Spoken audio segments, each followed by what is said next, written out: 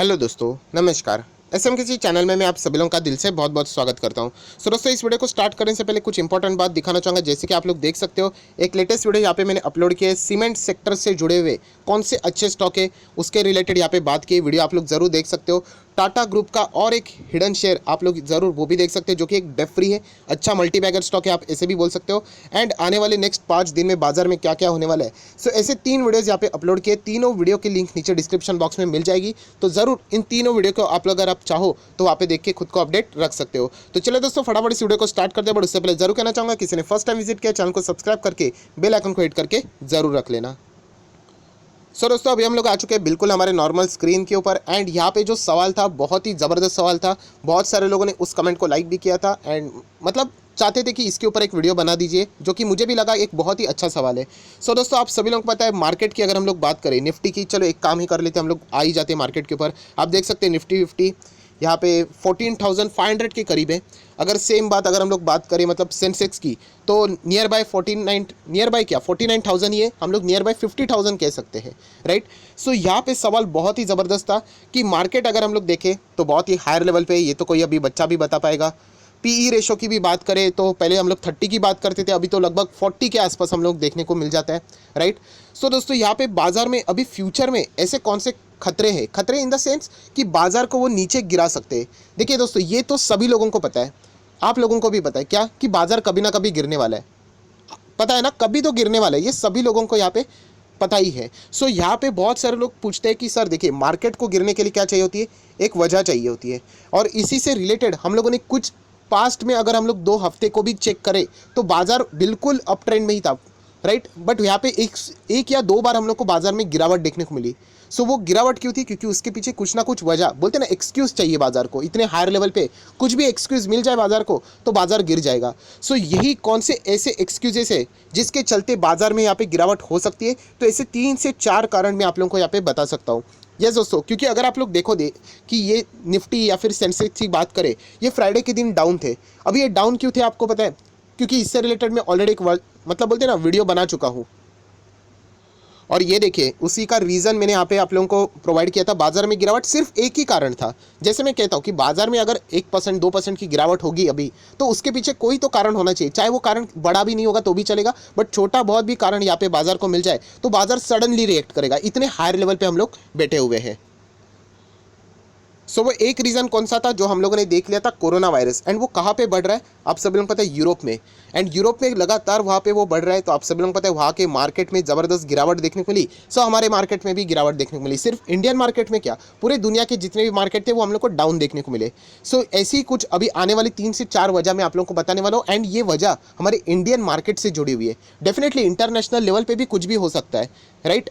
तो वो तो हम लोग प्रेडिक्ट नहीं कर सकते। एंड जैसे कि आप सब लोग पता है, सबसे बड़ी वजह मार्केट अगर गिरेगी तो उसके पीछे अगर कोई वजह रहेगी, मतलब बहुत बड़ा, अगर आप लोग इंतज़ार कर रहे हो कि क्रैश होगा, तो उसके पीछे एक ही एक्टिविटी हो सकती है एंड वो होगी फॉरेन इन्वेस्टर। अगर एफआईएस जो रिस्पॉन्सिबल है इसने मार्केट के रैली के लिए, सो जब वो पैसा निकालेंगे एंड बड़े पैमाने के ऊपर निकाल लेंगे, तब हम लोग कह सकते हैं कि एक बड़ा गिरावट आ सकता है, राइट। बट बड़ा गिरावट से पहले भी अगर हम लोग बात करें, इस तरीके की छोटी छोटी गिरावटें रहेंगी तो उसके पीछे ये 3 से 4 वजह हो सकती है। एंड वही इस वीडियो में मैं कवर करने वाला, जो कि आप लोगों का भी रिक्वेस्ट था। सो अभी हम लोग बात करेंगे नहीं किसके रिलेटेड, फॉरेन इन्वेस्टर की वजह को हम लोग साइड में रखेंगे। वो जब निकालेंगे वो तब निकालेंगे, वो किसी को भी नहीं पता है, राइट। तो चलिए अभी हम लोग आ जाते हैं कि ऐसे कौन से आने वाले कारण रहेंगे जिसके चलते बाजार में यहाँ पे गिरावटें हो सकती है, बाजार के ऊपर खतरा मंडरा है या जा सकता है। तो सबसे पहली मेन वजह है तो वो है वैक्सीन। यस दोस्तों, कोविड की वैक्सीन। अभी आप बोलोगे कोविड की वैक्सीन, इनफैक्ट कोविड की वैक्सीन आना अच्छी बात है, यस डेफिनेटली अच्छी बात है। बट जैसे आप सभी लोगों को पता है कि वैक्सीन देते वक्त यहाँ पे कुछ ना कुछ नेगेटिव न्यूज़ ज़रूर आएंगे, 100% आएंगे। अरे हर एक कंट्री आप जाके देख लेना, अमेरिका से लेके नॉर्वे से लेके यूके से लेके ब्राज़ील से लेके जितने भी कंट्री ने वैक्सीन को अप्रूवल दिया है, ऐसा हुआ ही नहीं है कि सारे जगह पे उनको क्लीन रिजल्ट आए हैं। तो किधर ना किधर हम लोग अगर इंडिया की भी बात करें तो कुछ ना कुछ एडवर्स न्यूज़ ज़रूर आएगी, नेगेटिव न्यूज़ ज़रूर आएगी। एंड इसी को पकड़ के शायद से बाजार कभी कभी नेगेटिव रिएक्शन भी दे सकता है। अभी अगर मैं बात करूं, देखिए एक नॉर्मल न्यूज़ आ गई तो ठीक है, मतलब जैसे कि वैक्सीनेशन के वक्त भी बताया गया है कि बहुत लाखों की संख्या में जब वैक्सीनेशन होगा तो उसमें से 1-2 केसेस यहाँ पे सामने आ सकते हैं। राइट। तो ऐसी चीज़ें ठीक है जिसका परसेंटेज 1% से भी कम है। बट अगर यहाँ पे बहुत ही ज़्यादा सीरियस न्यूज़ कोई आ जाती है, वैक्सीनेशन से रिलेटेड कोई एडवर्स इम्पैक्ट देखने को मिल जाता है, राइट, तो हम लोग कह सकते हैं कि बाजार इससे रिलेटेड नेगेटिव रिएक्शन दे सकता है। क्योंकि मैंने जैसे कहा आप लोगों को कि बाजार बहुत हायर लेवल पे एक रीज़न चाहिए बाजार को। सो वैसे ही अगर आप लोग यहाँ पे जो पूछ रहे थे कि सवाल कि बाजार में कौन कौन से ऐसे खतरे हैं जिसके बदौलत बाजार नीचे यहाँ पे करेक्शन दिखा सकता है फॉरेन इन्वेस्टर्स को छोड़ के, तो फिलहाल हम लोग कह सकते हैं कि वैक्सीनेशन की न्यूज़ ये तो है पॉजिटिव न्यूज़, बट कभी ना कभी ऐसी न्यूज़ ज़रूर आएगी। एंड ड्यूरिंग द मार्केट अगर ऐसा आ गया तो बाजार में हम लोगों को थोड़ा बहुत तो मुनाफा वसूली ज़रूर देखने को यहाँ पे मिल सकती है। सो ये तो हो गई पहली न्यूज़ जो कि एक बिल्कुल नॉर्मल मैं आप लोगों को बता रहा हूँ। एंड क्रोनोलॉजी में जाएंगे क्योंकि वैक्सीन की न्यूज़ पहली है। अभी हम लोग आ जाते हैं नेक्स्ट न्यूज़ के ऊपर जहाँ पे बाजार उस न्यूज़ को देख के यहाँ पे रिएक्ट कर सकता है। और वो कौन सी न्यूज़ है? सो दोस्तों वो है रिलायंस इंडस्ट्री। यस दोस्तों, रिलायंस इंडस्ट्री क्यों? क्योंकि आप सभी लोगों को पता है कि रिलायंस इंडस्ट्री के 22 जनवरी को यहाँ पे क्या रहने वाले, Q3 के नंबर्स रहने वाले। एंड आप सभी लोगों को ये भी पता है कि रिलायंस इंडस्ट्री का वेट अगर आप लोग देखोगे तो अभी तो वो मॉडिफाई हो चुका है, अभी तो HDFC बैंक हम लोग को देखने को मिल रही है, बट इस सेकंड नंबर पे भी रिलायंस इंडस्ट्री है। एंड जब निफ्टी 50 का लगभग 10% के आसपास या फिर 9% के आसपास, 9.5% के आसपास का वेटेज अगर किसी एक स्टॉक पे रहेगा, एंड अगर रिजल्ट में बहुत ही ज़्यादा हम लोग को हलचलें देखने को मिली, तो यहाँ पे हम लोग कह सकते हैं बाजार में हम लोग को रिएक्शन उस टाइप का देखने को मिल सकता है। एंड अगर रिलायंस इंडस्ट्री की मैं बात करूँ, जितने भी इनके ऊपर जो अभी फ़िलहाल यहाँ पे चीज़ें चल रही है, उससे इनका जो रुख है वो बहुत ही नेगेटिव देखने को मिल रहा है। देखिए स्टॉक खराब नहीं है, बट अगर आप लोग एक इम्पैक्ट देखोगे, आईटी स्टॉक देखते तो कैसे लगता है, एक पॉजिटिविटी आती है कि सभी लोगों को पता है कि वो भागने ही वाले हैं। हाँ, टेम्पररी गिर सकते हैं, वो तो चलता ही रहता है, वो मार्केट का पार्ट है, बट एक पॉजिटिविटी बनी हुई है। क्या रिजल्ट है, शानदार रिजल्ट।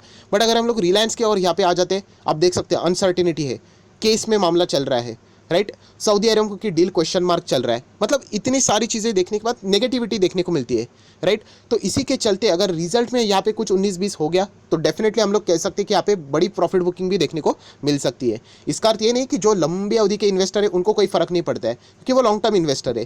ट्रेडर्स का डिसीजन चेंज होते रहता है क्योंकि उनका व्यू शॉर्ट टर्म का रहता है। बट येस, रिलायंस इंडस्ट्री के जो नंबर्स रहेंगे वो बाजार के ऊपर अच्छा खासा इंपैक्ट यहाँ पे डाल सकते हैं। एंड अगर नंबर्स खराब आ जाते हैं तो फॉर एग्जाम्पल तो ज़रूर ये उसके ऊपर नेगेटिव इंपैक्ट डालेगा। एंड साथ ही साथ बाजार के ऊपर भी, निफ्टी के ऊपर भी वो नेगेटिव इंपैक्ट जरूर यहाँ पे डाल सकता है। सो दोस्तों आप सोच सकते हो ये तो सेकंड नंबर की कंपनी होगी, तो आप लोग बोलोगे सर HDFC बैंक के तो नंबर्स आ चुके, तो इसीलिए तो मैंने कहा था कि एक स्टॉक सोमवार के दिन बहुत ही बड़ी हलचल है यहाँ पे क्रिएट कर सकता है। वो किससे रिलेटेड मैंने बात की थी, वो HDFC बैंक से रिलेटेड ही थी, क्योंकि उनका जो नंबर सामने आएगा वो तो दिग्गज स्टॉक अभी बन चुका है, निफ्टी का वेट बहुत ही हैवी है, एंड प्लस पूरे बैंक निफ्टी को भी वो इम्पैक्ट डालेगा। सो इसलिए ये जो सारी चीज़ें होती है ना दोस्तों, लिंक्ड होती है एक दूसरे के साथ, इंटरलिंक होती है। तो ऐसी कड़ियाँ अगर आप लोग जोड़ के देखोगे तो आप लोगों को सारी चीज़ें समझ में आ जाएगी। सो दोस्तों वैक्सीनेशन की न्यूज़ के बाद अगर हम लोग बात करें रिलायंस इंडस्ट्री की न्यूज़ के हिसाब से अगर हम लोग बात करें तो ये 2 रीज़न हो गए। अभी हम लोग आ जाते हैं तीसरे रीज़न के ऊपर, एंड वो है बजट। यस दोस्तों, आप सभी लोगों को पता है बजट ये बहुत ही बड़ा इवेंट होता है। जो लोग मार्केट में काम नहीं करते, रेगुलरली काम नहीं करते, मैं आपको बताना चाहूँगा अगर बजट छुट्टी के दिन आ गया, मतलब सैटरडे के दिन, तो बाजार सैटरडे के दिन भी ओपन किए जाते हैं, जो कि हम लोगों ने लास्ट टाइम भी देखा था। सो ये इतना बड़ा इवेंट होता है, आप लोग अंदाज़ा लगा सकते हैं।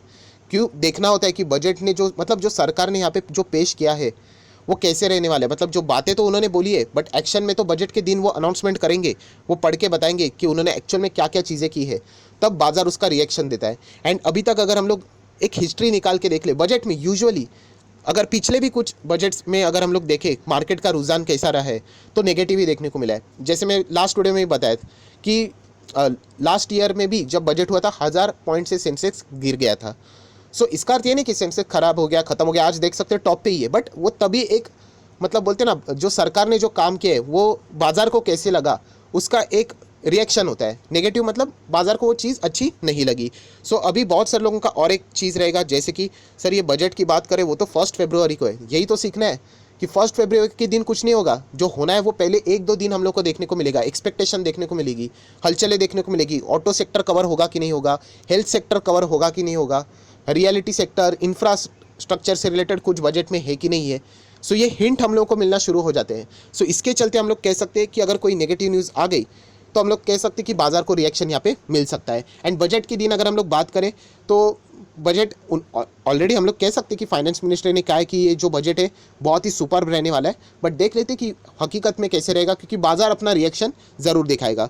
सो इसके चलते भी हम लोग कह सकते हैं आने वाले समय में बाजार में हम लोग को अच्छा खासा करेक्शन देखने को भी मिल सकता है। एंड अगर कोई आखिरी वजह है तो वो भी मैं ज़रूर बताना चाहूँगा, जिसका नाम है रिजर्व बैंक ऑफ इंडिया। आप सभी लोगों को पता है आरबीआई के पास एक बड़ा प्रस्ताव है, किससे रिलेटेड, बैंकिंग लाइसेंस से रिलेटेड। हालांकि जैसे मैं ऑलरेडी आप लोगों को बता चुका हूँ कि ये न्यूज़ सच होना बहुत ही डिफ़िकल्ट है, इम्पॉसिबल नहीं, डिफ़िकल्ट है, क्योंकि कानून में चेंज करने पड़ेंगे, प्लस पॉलिटिकली भी प्रेशर आएगा कि एनबीएफसी को, बड़े कॉरपोरेट हाउसेस, बड़े कॉरपोरेट मतलब इसमें टाटा, अंबानी, बिरला, अदानी, ये सब आ जाएंगे जिनके एनबीएफसी रहेंगे, क्या इनको भी बैंकिंग लाइसेंस देना चाहिए? क्योंकि अगर बैंकिंग लाइसेंस देंगे तो कंपनी के मतलब वो क्या करेंगे, पब्लिक से पैसा उठाएंगे। अगर आप एनबीएफसी देखते हो, एनबीएफसी क्या करती है, वो पब्लिक से पैसा नहीं ले सकती, बैंक पब्लिक से पैसा लेते हैं डिपॉजिट के फॉर्म में। सो अगर उनको वो पावर चली गई एंड फॉर एग्जांपल अगर कोई फ्यूचर में गड़बड़ी हो गई तो इसको कौन झेलेगा? सो ये सारी चीज़ों को अगर आप लोग कलेक्ट करके देखोगे, एंड अगर यहाँ पे मैं जैसे मैंने बात की कि आरबीआई का जो फाइनल डिसीजन रहेगा कि लाइसेंस देना है या नहीं, तो ऐसा लग रहा है कि शायद से 80% तो आंसर ना नहीं लग रहा है यहाँ पे। एंड अगर नहीं आ गया तो हम लोग कह सकते हैं जो एनबीएफसी सेक्टर है, जो कि अभी आप लोगों को पता है बहुत ही इंपॉर्टेंट रोल प्ले करता है, उसमें हम लोग को अच्छी खासी गिरावट भी देखने को मिल सकती है। हालांकि उस गिरावट से कोई ज़्यादा इंपैक्ट नहीं होना चाहिए, राइट, क्योंकि ऑलरेडी अगर हम लोग देखें तो उस लेवल का एडजस्टमेंट वैसे भी हो चुका है। बट स्टिल अगर अप्रूवल भी हो जाता है तो उसके बाद भी और भी बहुत सारी चीज़ें रहेंगी, जैसे कि पॉलिटिकली भी इसके बहुत सारे रिएक्शन देखने को मिलेंगे कि क्यों बाकी बड़े बड़े कॉर्पोरेट हाउसेस को बैंक का लाइसेंस मिलना चाहिए। अगर मतलब बहुत सारे इसके नेगेटिव इंपैक्ट रहेंगे। एंड प्लस जो पुराने गवर्नर्स भी रह चुके हैं उन्होंने भी कह दिया कि ये इंटरनल वर्किंग ग्रुप है आरबीआई की, उसने जो ये प्रस्ताव रखा है वो बहुत ही डेंजरस है। सो ये सारे 3 से 4 रीजन्स है जो हमारे इंडियन मार्केट से ही जुड़े हुए हैं। अगर इससे रिलेटेड अगर कोई भी न्यूज़ अपडेट यहाँ पे मार्केट में हमारे आ जाते हैं तो ज़रूर हम लोग कह सकते हैं क्या यहाँ पे बाजार में हम लोग को एक अच्छा खासा करेक्शन यहाँ पे देखने को मिल सकता है। बट एक बात समझ लेना, इतना दिमाग लगा लेना कि जो मैंने बातें बताई है वो अगर नेगेटिव फॉर्म में रहेगी तो अगर आरबीआई ने यहाँ पे अगर हम लोग बात करें लाइसेंस मिल गई तो अच्छी बात है। उसी के साथ साथ अगर हम लोग यहाँ पे बात करें और भी मैंने जैसे आपको रीज़न दिखाए कि रिलायंस के नंबर्स बहुत ही शानदार रहे, तो इसका अर्थ ये नहीं कि मार्केट गिरेगा, बट जो पॉसिबिलिटी है वो थोड़ी सी नेगेटिव देखने को मिल रही है। इसलिए मैंने आप लोगों को 3 से 4 रीजन्स बताए हैं। सो ज़रूर दोस्तों आप भी अपने रीजन्स ये चलते रहना चाहिए, आपका दिमाग चलते रहना चाहिए कि क्या बाजार में हो सकता है, नहीं हो सकता है। अगर आप लोग सिर्फ ऐसे ही करोगे कि चलो सैटरडे संडे छुट्टी है मज़े कर लेते हैं, तो फिर बाजार मतलब बोलते ना, मतलब उस लेवल पे आप लोग नहीं कमा पाओगे बाजार में। एक बार अच्छा प्रॉफिट मिलेगा, जिस दिन बाजार गिरेगा आपको लॉस हो जाएगा, आपका मूड हट जाएगा एंड आप बाजार से एग्जिट हो जाओगे। सो ये डिसिप्लिन अगर आप लोग मेंटेन करोगे, कंसिस्टेंसी मेंटेन करोगे, शुरू में बहुत तकलीफ होगी, बट अगर आप जितना हो सके गूगल के ऊपर जाना, इतने सारे वेबसाइट्स है, अच्छे एप्लीकेशन है, मनी कंट्रोल है, investin.com है, या फिर अगर मैं बात करूँ तो बहुत सारे आप लोगों को ऐसे मतलब ऐप्स मिल जाएंगे जिसके ऊपर न्यूज़ आते रहते हैं, उसको पढ़ते रहने का। फिर 1-2 साल अगर आप ये करोगे ना तो ऑटोमेटिकली वो एक दायरे में आ जाते हो। ये जो चीज़ें रहती है ना, बजट, उसके बाद क्वार्टरली नंबर्स, राइट, उसी के साथ साथ ऑटो सेल्स के नंबर, ये सब कुछ ना फिक्स रहता है, ये हर वक्त साल में सेम चीज़ें होती रहती है। सो एक बार अगर आप इसमें बोलते हैं ना माहिर हो गए ना, तो फिर आप लोगों को किसी की ज़रूरत यहाँ पे नहीं पड़ेगी। सो आई आशा करता हूँ दोस्तों ये 4 रीजंस मैंने आपको बता दिए। इसके ऊपर ये 4 इवेंट के ऊपर अगर कोई नेगेटिव न्यूज़ आ जाती है तो बाजार में हम लोग को ज़रूर उस तरीके का नेगेटिव इंपैक्ट देखने को भी मिल सकता है। सो आई आशा करता हूँ दोस्तों आपको ये वीडियो पसंद आएगा तो जरूर लाइक एंड शेयर कर देना। So that's it, thank you very much दोस्तों, we will be meeting our next video. तब तक के लिए बाय बाय।